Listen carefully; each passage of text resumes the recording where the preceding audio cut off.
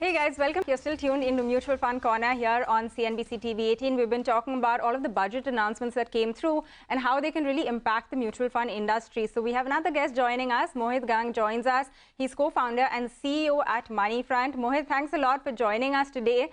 You know, like we were just talking about in the previous segment as well, there have been a lot of announcements that came through which may not directly impact the mutual fund industry, but there is a lot in the fine print, right? So your first take on the announcements that came through?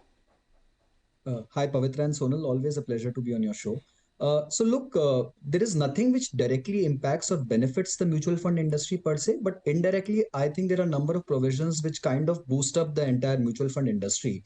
The first one, though it's open for debate as to how much impact it will have on the mutual fund industry, but gradually the benefits under Section 80C will get phased out if more and more people opt for the new tax regime. The largest impact to my mind out there will be the insurance industry, right? So more people moving out their financial savings from insurance will mean more people moving it to other simpler financial assets, and mutual fund will be a direct beneficiary out there. So mutual fund will also lose out some pie of ELSS money, but my sense is that will get moved into other formats of mutual fund scheme.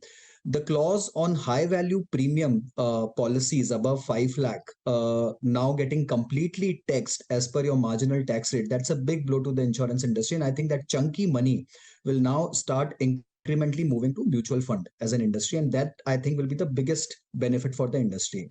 Okay. Again, I think you were discussing in your previous show, MLDs, which to my mind have been a tax arbitrage instrument for last 15, 16 years that I've seen, have been rightfully so plugged in and checked. And I think those instruments and that kind of money will either move towards bonds or deposits, or will now come into debt mutual funds. So again, I think mutual fund becomes direct beneficiary out here. Few other schemes, few other points. I think, let's say LRS having a 20% TCS. Again, indirectly, to my mind, money which was moving abroad for investments can be checked on a little, and that flow could, to some bit, get diverted into mutual funds. Right. So these are, and again, one more point being the high value properties which will get taxed above 10 crore of price. There was a lot of tax arbitrage why this money was moving into properties to save on long-term capital gains taxes. And that money also is now likely to move into financial instruments to a large extent. Again, mutual funds could be an indirect beneficiary out here. So number of provisions to my mind, which can benefit mutual fund industry as a whole indirectly, though nothing directly and substantially have come through. While indirectly, of course, it will impact or be positive for mutual fund industry, Mohit, there is, of course, this fresh sweetener which has come in for new tax regime and it being announced as the default regime. Do you think while the other side of the mutual fund industry tends to benefit indirectly, it will have an impact on ELSS funds? Will they fall out of favor now? Oh, totally, Sonal. I think, look, anyone opting for new tax regime for that particular individual, I think ELSS doesn't make sense anymore.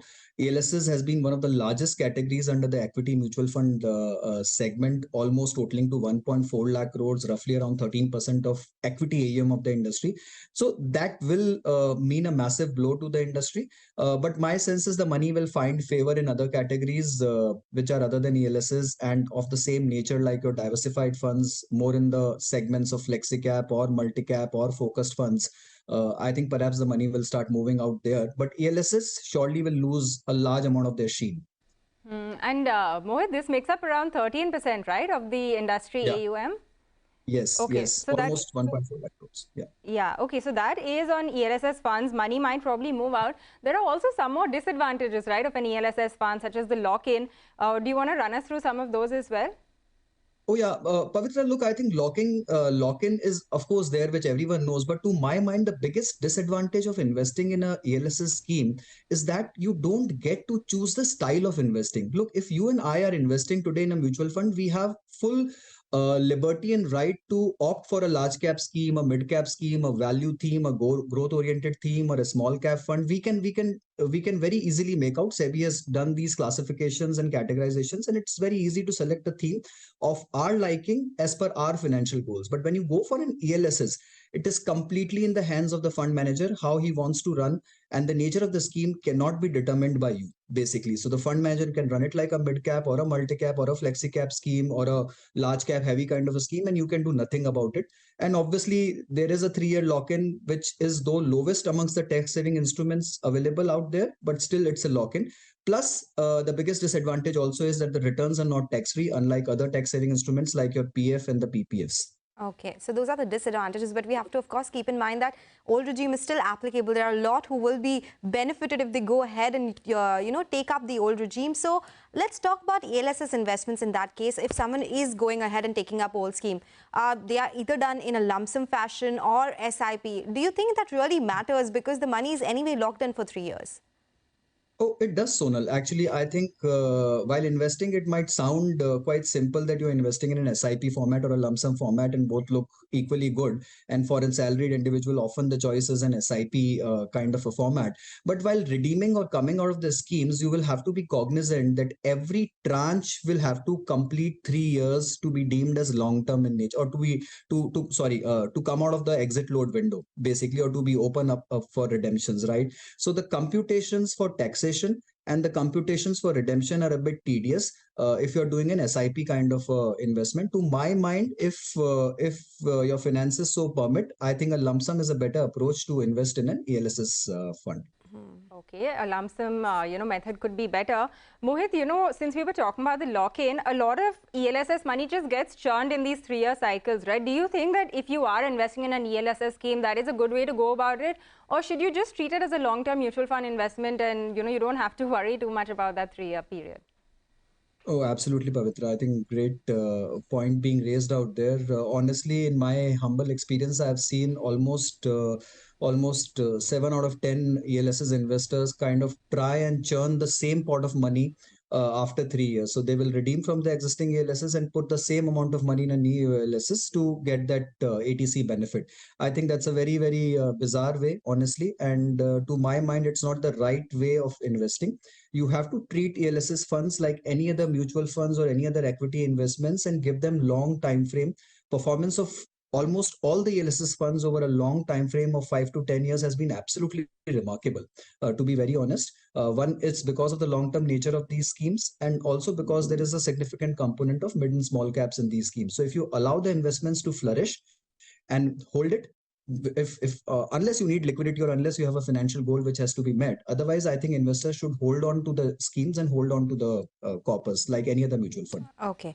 Mohit, while we are talking about government, talking about new tax regime, SEBI has been talking about the focus on passively managed funds because they recently wrote to AMFI as well, allowing mutual funds having existing actively managed open-ended ELSS schemes to launch passive funds as well. And this can be done after stopping fresh inflows of subscriptions to the existing actively open-ended ELSS schemes. What are your thoughts on this one? And is this something that the industry really wanted? Oh, I think it's a fantastic move. It's a fantastic move, Sonal. Honestly, passive is the ongoing trend. Passive is the face of new age investments industry. If you see globally, the trends are favoring passive investment as a style. US, the largest market of the world, is almost 52% passive now. Right, and India is moving into that direction. You have seen incrementally lesser and lesser active fund managers beating the benchmark and creating significant alpha. So to my mind, I think this is a watershed moment which SEBI has kind of ushered in. More investments will flow in. However, they have restricted the existing ones to offer passive investments till such time that they restrict the flows in the existing schemes, which to my mind is a bit of a dampener. Fund houses should have been allowed both the formats. So till date, we haven't seen many fund houses launching passive ELSS schemes. There's only one which to my mind has just come in as an NFO like a month back. But I see more and more industry people now offering in passive investments because of the cost. Also, one more point here, Sonal. If you kind of notice, the ELSS schemes have the highest cost structure amongst all other equity categories. The expense ratios are fairly high. So if you get in a passive format out there, you can check those expense ratios and actually significantly over deliver on the returns. So to my mind, it's a great move. All right, a great move. And Mohit, on that note, we're going to wind down on this edition of Mutual Fund Corner. Thank you very much for taking us through, the kind of impact that we could see on ELSS funds if you do sort of look at the new tax regime, and also, how to really go about assessing if it is right for you. But on that note, we're going to wind down on this edition. Thank you very much for tuning in. From Sonal, me, and the entire team, thanks for tuning in. And Closing Bell is up next.